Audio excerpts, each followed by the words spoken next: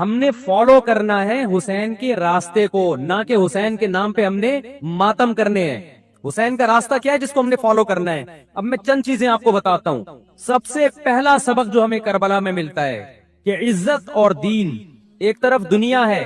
دیکھو اگر حضرت حسین رضی اللہ تعالیٰ عنہ ابن زیاد کے ہاتھ پہ جا کے بیعت ہو جاتے، آپ کیا سمجھتے ہو بے تحاشا مال و دولت حضرت حسین پہ خرچ نہیں کرتا کیا وہ؟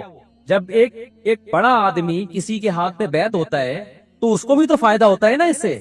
اور کیا حضرت حسین کو یقین نہیں تھا کہ کربلا میں شہید ہو جاؤں گا؟ فتح اور نصرت کی اسباب کی دنیا میں کوئی امید نہیں تھی، مگر آپ نے اہل بیت کو کربلا میں رسوا کرنے پر عزت کی موت کو ترجیح دی ہے۔ آج اگر آپ میں یہ ظرف ہے کہ آپ عزت کی موت کو ذلت کی زندگی پر ترجیح دیتے ہو تو پھر آپ حسینی ہو۔ نہیں یہی بات میرا خیال ہے سمجھ۔ سیدنا حسین کی سخاوت کے واقعات ہیں۔ سیدنا حسین باغی نہیں تھے رضی اللہ عنہ۔ پھر جو اہل بیت کا طرز عمل کیا تھا، محرم میں کیا کیا ہو رہا ہے میں آپ کو بتاتا ہوں۔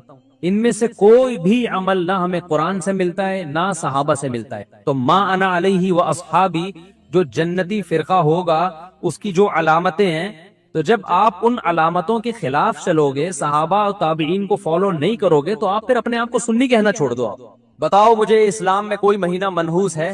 بولو نا، کوئی مہینہ منحوس ہے؟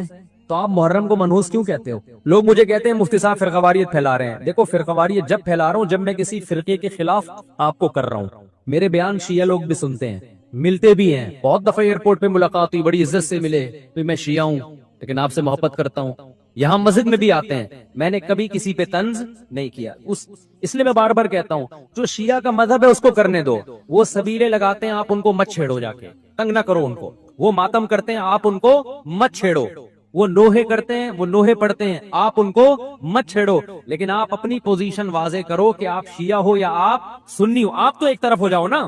محرم میں اگر آپ مرثیے لگا کے گھوم رہے ہو گاڑیوں میں، اٹ مینز آپ سنی نہیں ہو۔ آپ نبی صلی اللہ علیہ وسلم کی حدیث ہے ہمارے پاس، ہم اہل سنت والجماعت ہیں، ہم سنت کو فالو کرتے ہیں۔ تو سنت کیا کہتی ہے؟ میتوں پہ گریبان چاک کرنا، میتوں پہ چیخ و پکار کر کے رونا۔ آپ نے فرمایا لیس منا، وہ ہم میں سے نہیں ہے۔ اور اس عمل پہ آپ صلی اللہ علیہ وسلم نے لعنت فرمائی ہے۔ لوگ کہتے ہیں حسین کی یاد میں رونا نبی کی سنت ہے۔ نبی صلی اللہ علیہ وسلم کو جب جبریل نے بتایا کہ حسین شہید ہوں گے، آپ روئے، اس لیے کہ اس وقت آپ کو یہ خبر ملی تھی۔ لیکن کیا ہر محرم میں آپ نے رونے کا پروگرام کیا ہے؟